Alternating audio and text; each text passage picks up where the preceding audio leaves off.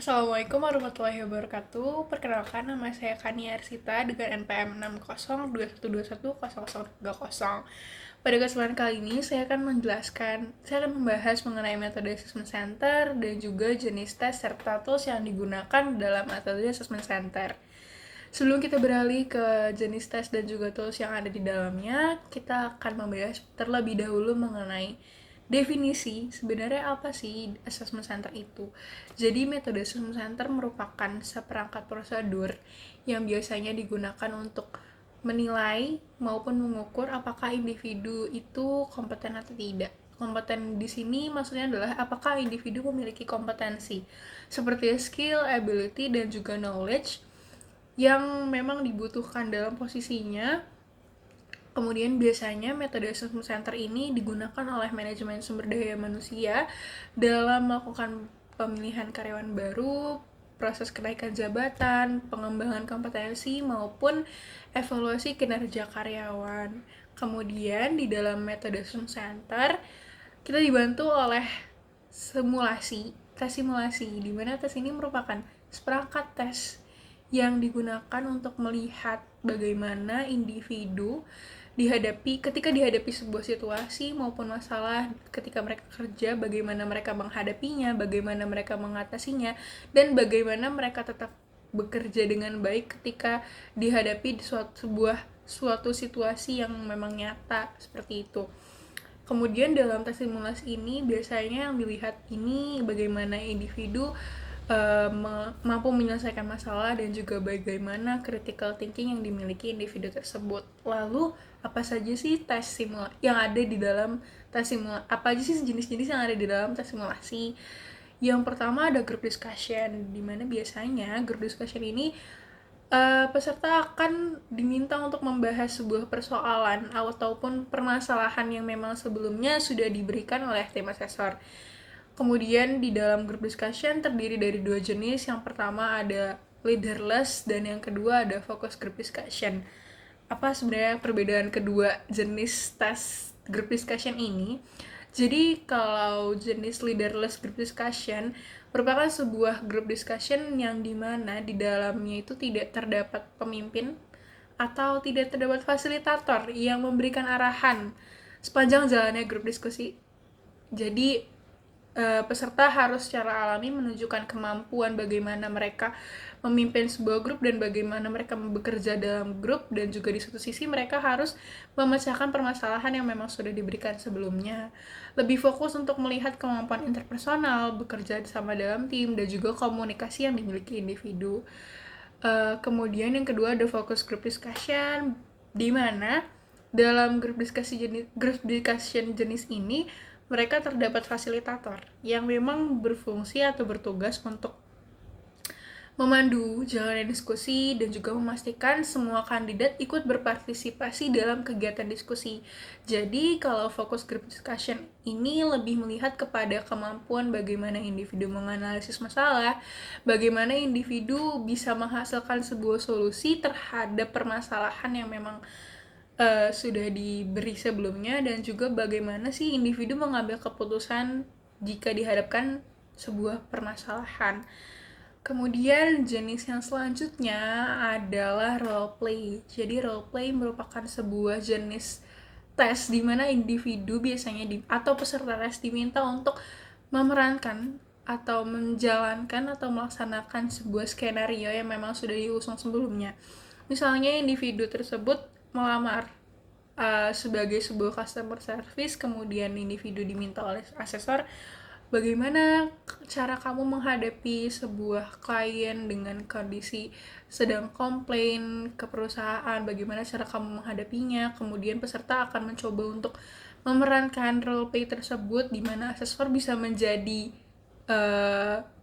customer dan peserta akan menjadi customer service, dan kemudian role play berlangsung. Dan di sini asesor bisa melihat bagaimana sih ketika individu ini dihadapi sebuah masalah dan dihadapi pekerjaan yang menuju pekerjaannya nantinya gitu. Dan pada tes ini, pada jenis roleplay ini, individu itu dilihat komunikasi interpersonalnya baik verbal maupun non verbal, kemudian bagaimana sih dia memahami informasi dan merespon sebuah kondisi dengan cepat dan juga tepat. Kemudian individu juga dilihat bagaimana dia bisa berkooperatif dengan permasalahan yang dihadapi. Seperti itu. Kemudian jenis selanjutnya adalah case study, di mana pada jenis tes ini peserta akan diminta untuk membuat solusi dari sebuah permasalahan. Kemudian mereka biasanya diminta untuk membuat proposal dan case study ini bertujuan untuk menilai kemampuan problem solving atau pemecahan masalah yang dimiliki individu. Biasanya peserta ini diminta untuk membuat solusi dari pemecahannya. Kemudian tujuan dari tes ini itu untuk mengevaluasi kemampuan, keterampilan, serta pemahaman individu atau tim dalam menyelesaikan permasalahan, membuat keputusan, mengambil tindakan pada situasi yang memang sangat rumit dan juga nyata menuju pekerjaannya nanti. Selanjutnya, dalam tes simulasi terdapat juga in-basket exercise, di mana ini merupakan sebuah tes simulasi yang mereka akan dihadapi kurang lebih situasi nyata yang akan mereka hadapi ketika mereka diterima kerja nanti. Jadi, sensor akan melihat bagaimana individu akan merespon hal tersebut. Tes ini biasanya melibatkan misal dokumen-dokumen kerja yang harus mereka respon seberapa banyak, bagaimana mereka nantinya akan memilih sebuah dokumen, bagaimana pengambilan keputusannya, itu yang akan dinilai oleh asesor. Tes ini dirancang untuk mensimulasikan pekerjaan-pekerjaan yang akan mereka hadapi nantinya, di mana mereka akan menyelesaikan permasalahan tersebut. Jadi ini merupakan sebuah teknik pada proses rekrutmen yang biasanya digunakan lagi-lagi karena kita membahas metode assessment center untuk bagaimana kompetensi individu, dan jenis tes in-basket ini juga digunakan untuk melihat seberapa kompetensi individu atau calon karyawan dalam melakukan tugas-tugas yang berhubungan dengan pekerjaannya. Misalnya perusahaan sedang mencari seorang staf untuk proses staf administrasi, maka pada tahap in-basket exercise dia akan diminta untuk menangani entry data yang mungkin cukup banyak dan juga kompleks, dan bagaimana dia akan menghadapinya itu yang akan dilihat dan juga dinilai. Kemudian di dalam assessment center, selain tes simulasi yang digunakan untuk membantu menilai kompetensi individu, terdapat juga tools atau alat yang bisa membantu rekruter dalam melihat kompetensi individu. Yang pertama ada wawancara, di mana biasanya pada sesi wawancara peserta akan diminta untuk menjelaskan mengenai dirinya dan diberikan kesempatan untuk menjelaskan mengenai kemampuannya dalam berkomunikasi, menunjukkan kemampuannya dalam pengelolaan situasi. Wawancara dalam proses assessment center dilakukan dengan tujuan untuk menilai kemampuan komunikasi dan juga pengertian dari peserta. Kemudian terus berikutnya ada presentasi, di mana biasanya kurang lebih sama seperti wawancara.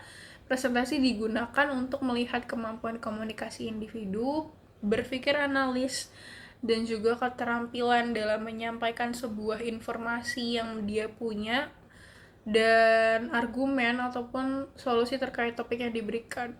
Dan yang terakhir, tools yang selanjutnya ada inventory. Biasanya inventory ini bersifat self-assessment atau evaluasi diri.